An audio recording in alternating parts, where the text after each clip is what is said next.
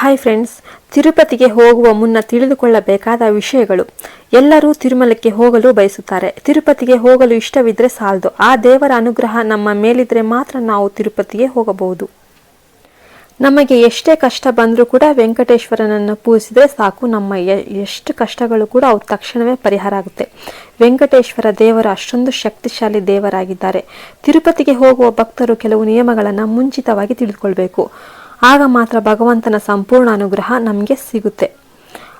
ಅವರ ಆಶೀರ್ವಾದ ಬೇಗನೆ ಪಡೆಯಲು ಯಾವ ನಿಯಮಗಳನ್ನು ಪಾಲಿಸಬೇಕು? ಈಗ ಈ ವಿಡಿಯೋದ ಮೂಲಕ ತಿರುಪತಿಯಲ್ಲಿ ಅಡಗಿರುವ ಕೆಲವು ರಹಸ್ಯಗಳ ಬಗ್ಗೆ ತಿಳಿದುಕೊಳ್ಳೋಣ. ಭಗವಂತನ ದರ್ಶನಕ್ಕೆ ಹೋಗುವಾಗ ಸಾಂಪ್ರದಾಯಿಕ ಬಟ್ಟೆಗಳನ್ನು ಕಡ್ಡಾಯವಾಗಿ ಧರಿಸಬೇಕು. ಭಗವಂತನ ದರ್ಶನಕ್ಕೆ ಹೋಗುವ ಪುರುಷರು ರೇಷ್ಮೆ ಪೇಟ ಧರಿಸಬೇಕು. ಇದಲ್ಲದೆ shirt, T shirt, jeans, pant ಇಂಥ ಬಟ್ಟೆಗಳನ್ನು ಹಾಕಬಾರ್ದು. ಮಹಿಳೆಯರು ಒಳ್ಳೆಯ ಸೀರೆ ಅಥವಾ ಚೂಡಿದಾರ್ ಧರಿಸಬೇಕು. ಆಧುನಿಕ ಬಟ್ಟೆ ಹಾಕೋಬಾರದು. ಬೆಟ್ಟಕ್ಕೆ ಹೋದ ನಂತರ ಮಹಿಳೆಯರು ಯಾವುದೇ ಸಂದರ್ಭದಲ್ಲೂ ತಲೆಗೆ ಹೂಗಳನ್ನು ಧರಿಸಬಾರದು ಎಂಬ ನಿಯಮ ಇದೆ. ಬೆಟ್ಟದ ಮೇಲೆ ಅರಳುವ ಎಲ್ಲ ಹೂಗಳು ಭಗವಂತನಿಗೆ ಮಾತ್ರ ಸೇರಿರಬೇಕು ಎಂಬ ಉದ್ದೇಶದಿಂದ ಈ ಪದ್ಧತಿಯನ್ನು ಸ್ಥಾಪಿಸಲಾಗಿತ್ತು. ಭಗವಂತನನ್ನು ನೋಡಲು ಹೋಗುವ ಮೊದಲು ಸ್ನಾನ ಮಾಡಬೇಕು. ಆದಾಗ್ಯೂ ಯಾವುದೇ ಸಂದರ್ಭದಲ್ಲೂ ಶಾಂಪೂ ಬಳಸಿ ಸ್ನಾನ ಮಾಡಬಾರ್ದು. ಭಗವಂತನ ಸಂಪೂರ್ಣ ಆಶೀರ್ವಾದವನ್ನು ಪಡೆಯಲು ಬಯಸಿದರೆ ಭಗವಂತನನ್ನು ನೋಡುವ ಮೊದಲು 12 ಗಂಟೆಗಳ ಕಾಲ ಉಪವಾಸ ಮಾಡಬೇಕು. ತಿರುಪತಿಗೆ ಹೋಗುವ ಪ್ರತಿಯೊಬ್ಬ ಭಕ್ತರು ತಲಾನೀಲವನ್ನು ಅರ್ಪಿಸಬೇಕು. ಪುರುಷರು ತಮ್ಮ ಹೃದಯವನ್ನು ತೊಳೆಯಬೇಕು. ಅದೇ ರೀತಿ ಮಹಿಳೆಯರು 3 ಕೂದಲನ್ನು ಸಹ ಭಗವಂತನಿಗೆ ಅರ್ಪಿಸಬೇಕು. ವಿವಾಹಿತ ಮಹಿಳೆಯರು ಕೂದಲಿನ ಎಣ್ಣೆಯನ್ನು ಅರ್ಪಿಸದಿದ್ದರೂ ಪರವಾಗಿಲ್ಲ. ನಿಮ್ಮ ಪತಿ ಕೂದಲಿನ ಎಣ್ಣೆಯನ್ನು ಅರ್ಪಿಸಿದರೆ ಅರ್ಧದಷ್ಟು ಪುಣ್ಯವು ನಿಮಗೆ ಅನ್ವಯಿಸುತ್ತೆ. ಕೂದಲಿನ ಎಣ್ಣೆಯನ್ನು ಅರ್ಪಿಸಿದ ನಂತರ ನೀವು ಮತ್ತೆ ಸ್ನಾನ ಮಾಡಿ ದರ್ಶನಕ್ಕೆ ಹೋಗಬೇಕು. ನಮ್ಮಲ್ಲಿ ಹೆಚ್ಚಿನವರು ತಿರುಪತಿಗೆ ಹೋದಾಗ ಮೊದಲು ವೆಂಕಟೇಶ್ವರ ಸ್ವಾಮಿಯನ್ನು ಭೇಟಿ ಮಾಡ್ತೇವೆ. ಆದರೆ ವೆಂಕಟೇಶ್ವರ ಸ್ವಾಮಿಯನ್ನು ಭೇಟಿ ಮಾಡುವ ಮೊದಲು ಶ್ರೀ ಕ್ಷೇತ್ರ ಅಧಿಪತಿಯಾದ ವರಾಹ ಸ್ವಾಮಿಯನ್ನ ಭೇಟಿ ಮಾಡಬೇಕು.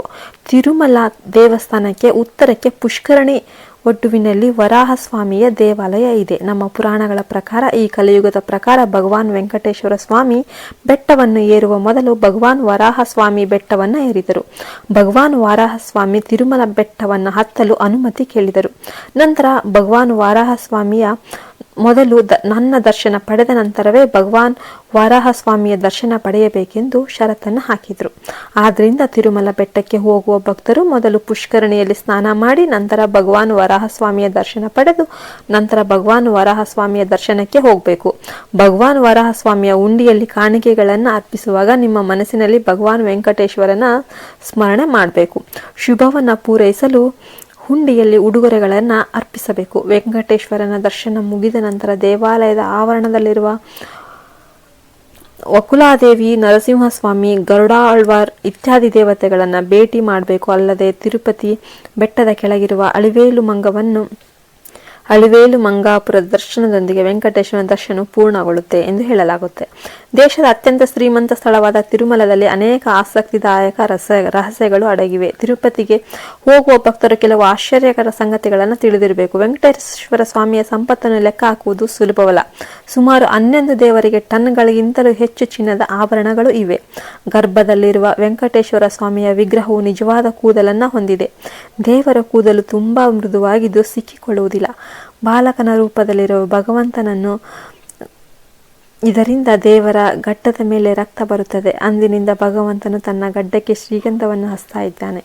ಈ ಗುಣ ಇನ್ನೂ ಮಹಾದ್ವಾರದ ಬಲಭಾಗದಲ್ಲಿದೆ. ಸಾಮಾನ್ಯವಾಗಿ ದೇವರಿಗೆ ಅಲಂಕರಿಸಿದ ಹೂಗಳನ್ನು ಭಕ್ತರಿಗೆ ವಿತರಿಸಲಾಗುತ್ತೆ. ಆದರೆ ಶ್ರೀಗೆ ಅಲಂಕರಿಸಿದ ಹೂಗಳನ್ನು ನೀಡಲಾಗುವುದಿಲ್ಲ. ಅವರು ಅದನ್ನು ಹೊರಗೆ ತರುವುದಿಲ್ಲ. ಭಗವಂತನಿಗೆ ಬಳಸುವ ಎಲ್ಲ ಹೂಗಳನ್ನು ಭಗವಂತನ ವಿಗ್ರಹದ ಹಿಂದಿನ ಜಲಪಾತಕ್ಕೆ ಎಸೆಯಲಾಗುತ್ತೆ. ಭಗವಂತನ ವಿಗ್ರಹ ಯಾವಾಗಲೂ ಬೆವರುತ್ತಾ ಇರುತ್ತೆ. ಅದನ್ನು ಹಲವು ಬಾರಿ ಒರೆಸಿದಂತೆ ಕಾಣುತ್ತೆ. ಗರ್ಭದಲ್ಲಿರುವ ಭಗವಂತನ ಮಧ್ಯದಲ್ಲಿರುವಂತೆ ಕಾಣುತ್ತೆ. ಆದಾಗ್ಯೂ ನೀವು ಎಚ್ಚರಿಕೆಯಿಂದ ನೋಡಿದರೆ ಭಗವಂತನ ಗರ್ಭಗುಡಿಯ ಬಲಭಾಗದಲ್ಲಿದ್ದಾನೆ. ಭಗವಂತನ ವಿಗ್ರಹದ ಹಿಂದೆ ಸಮುದ್ರದ ಶಬ್ದ ಕೇಳುತ್ತೆ. ವೆಂಕಟೇಶ್ವರ ದೇವರು ಭೂಮಿಗೆ ಬಂದ ನಂತರ ಭಗವಂತನು ಅನಿರೀಕ್ಷಿತ ಅಪಘಾತದಲ್ಲಿ ತನ್ನ ಕೂದಲನ್ನು ಕಳೆದುಕೊಂಡನು. ಇದನ್ನು ನೀಲಾದೇವಿ ಎಂದು ಕರೆಯಲಾಗುತ್ತೆ. ಗಂಧರ್ವನು ತನ್ನ ಕೂದಲನ್ನು ಭಗವಂತನಿಗೆ ನೀಡುತ್ತಾನೆ. ಪ್ರತಿಯಾಗಿ ವೆಂಕಟೇಶ್ವರನು ನೀಲಾದೇವಿ ಕೋರಿದ ಎಲ್ಲ ವರಗಳನ್ನು ನೀಡುತ್ತಾನೆ. ಆದ್ದರಿಂದ ತಿರುಮಲಕ್ಕೆ ಹೋಗುವ ಭಕ್ತರು ಭಗವಂತನಿಗೆ ಕೂದಲನ್ನು ಅರ್ಪಿಸಿದರೆ ಅವರ ಇಷ್ಟಾರ್ಥಗಳು ಈಡೇರುತ್ತವೆ. ಅಂತ ನಂಬ್ತಾರೆ. ಅಖಂಡ ದೀಪಗಳನ್ನು ಭಗವಂತನ ಗರ್ಭಗುಡಿಯಲ್ಲಿ ಬೆಳಗಿಸಲಾಗುತ್ತೆ. ಈ ಅಖಂಡ ದೀಪಗಳನ್ನು ಸಾವಿರಾರು ವರ್ಷಗಳಿಂದ ಬೆಳಗಿಸ್ತಾನೆ ಬಂದಿದ್ದಾರೆ. ಈ ದೀಪಗಳನ್ನು ಯಾರು ಬೆಳಗಿಸ್ತಾರೆ ಎಂಬುದು ಇನ್ನೂ ತಿಳಿದಿಲ್ಲ. ಗರ್ಭಗುಡಿಯಲ್ಲಿ ಶ್ರೀವಾರಿಯ ಪೂಜೆಗಳಿಗೆ ಬಳಸುವ ಹಾಲು, ತುಪ್ಪ ಮತ್ತು ಹೂಗಳು ರಹಸ್ಯ ಗ್ರಾಮದಿಂದ ಬರ್ತವೆ. ಶ್ರೀವಾರಿ ದೇವಾಲಯ ಈ ರಹಸ್ಯ ಗ್ರಾಮವು 22 ಕಿಲೋಮೀಟರ್ ದೂರದಲ್ಲಿದೆ. ಈ ಗ್ರಾಮಸ್ಥರು ಬಹಳ ಸಂಪ್ರದಾಯಸ್ಥರು ಅಂತ ಹೇಳ್ತಾರೆ. ಈ ಹಳ್ಳಿಯಲ್ಲಿರುವ ಮಹಿಳೆಯರು ರವೀಸ್ಗಳನ್ನು ಸಹ ಧರಿಸ್ತಾರೆ. ಸಾಮಾನ್ಯ ಜನರಿಗೆ ಈ ರಹಸ್ಯ ಗ್ರಾಮಕ್ಕೆ ಪ್ರವೇಶಿಸಲು ಅವಕಾಶ ಇಲ್ಲ. ತಿರುಮಲ ಬೆಟ್ಟದಲ್ಲಿರುವ ಒಬ್ಬರು ತಮ್ಮ ಮನಸ್ಸಿನಲ್ಲಿ ಗೋವಿಂದನ ಹೆಸರನ್ನು ನೆನಪಿಸಿಕೊಳ್ಬೇಕು ಮತ್ತು ಯಾವುದೇ ಕೆಟ್ಟ ಆಲೋಚನೆಗಳು ಮತ್ತು ಕೆಟ್ಟ ಮಾತುಗಳನ್ನು ತಪ್ಪಿಸಬೇಕು. ತಿರುಮಲ ಬೆಟ್ಟದಲ್ಲಿ ಮಾಂಸ ತಿನ್ನುವುದು, ಧೂಮಪಾನ ಮಾಡುವುದು ಸಂಪೂರ್ಣ ನಿಷೇಧ. ಭಗವಂತನ ದರ್ಶನಕ್ಕೆ ಹೋಗುವಾಗ ನಿಮ್ಮ ಇಡೀ ಮನಸ್ಸು ಭಗವಂತನ ಮೇಲೆ ಇರಬೇಕು. ಆಗ ಮಾತ್ರ ನೀವು ಭಗವಂತನ ಆಶೀರ್ವಾದವನ್ನು ಪಡೆಯಬಹುದು.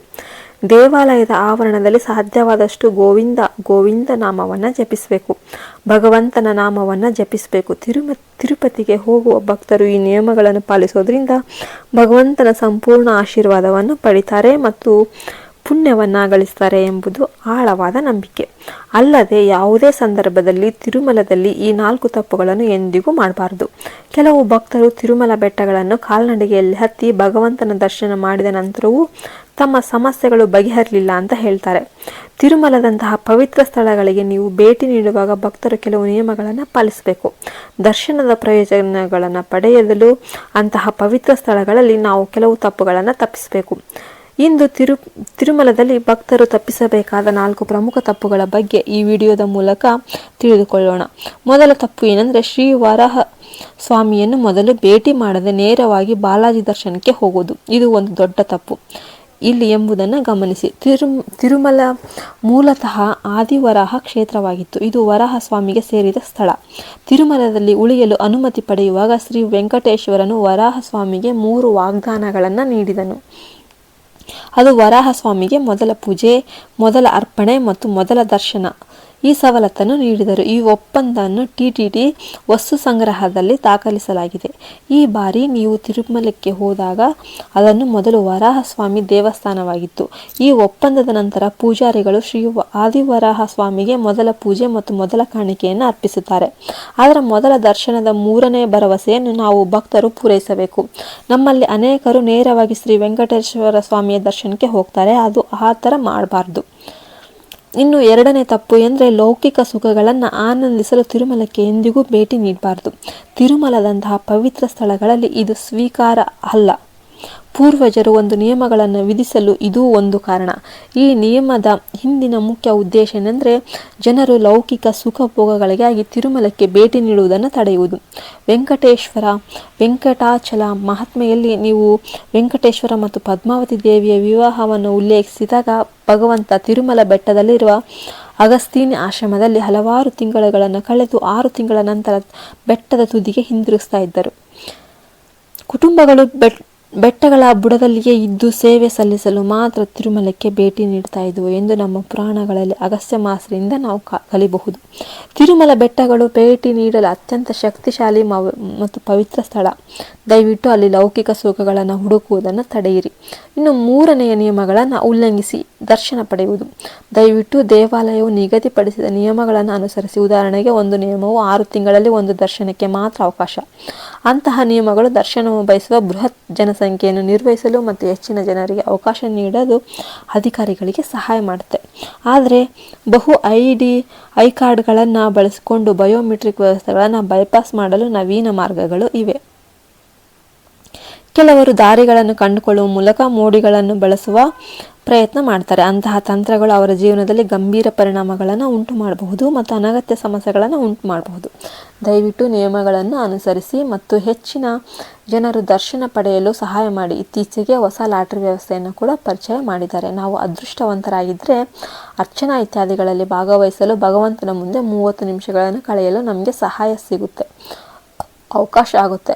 ಇಲ್ಲದಿದ್ದರೆ ನಾವು ಕೆಲವು ಕ್ಷಣಗಳನ್ನಾದರೂ ಆತನ ದರ್ಶನವನ್ನು ಪಡೆದಿದ್ದರೆ ನಾವು ಅದನ್ನು ನಮ್ಮ ಹೃದಯದಲ್ಲಿ ಮುದ್ರಿಸಬೇಕು. ನಾವು ಹೊರಗೆ ಬಂದಾಗ ನಾವು ತಕ್ಷಣ ನಮ್ಮ ಮೋಸದ ಮಾರ್ಗಗಳನ್ನು ಆಶ್ರಯಿಸಿದರೆ 1 ಗಂಟೆಯ ದರ್ಶನದಿಂದ ಏನು ಪ್ರಯೋಜನ ಅಲ್ವಾ?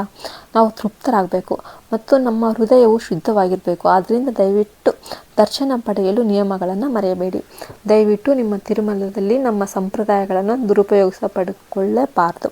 ಅಂತಹ ದುಷ್ಟು ಕೃತ್ಯಗಳಿಗೆ ಖಂಡಿತವಾಗಿ ಶಿಕ್ಷೆ ಇದ್ದೇ ಇರುತ್ತೆ.